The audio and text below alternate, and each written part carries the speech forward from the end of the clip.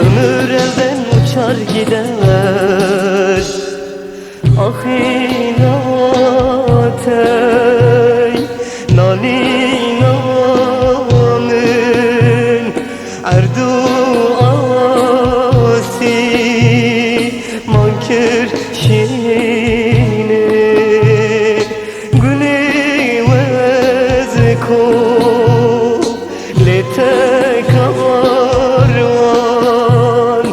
bu memek lekel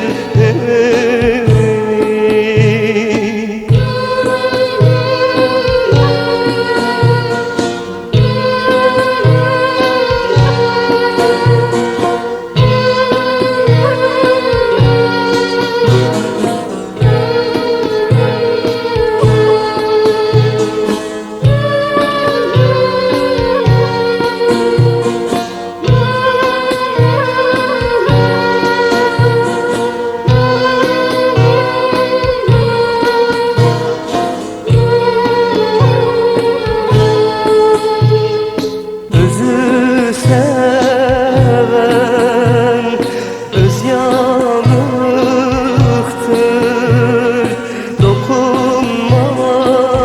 Dokunmayın çok yazıktır.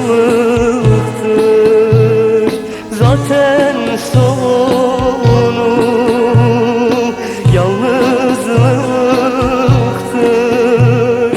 Bir başına göçer gider. Ben gezerim bu alemi, sevda sarmış bedenimi. Hasret beni yakar gider.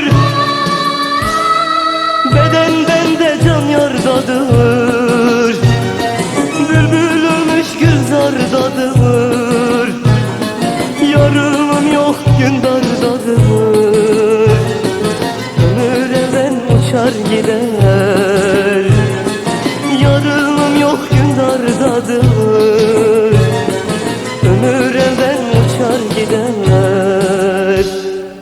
Ah inat ey nalinamın erduasi mankır şine gülü vezca nete kal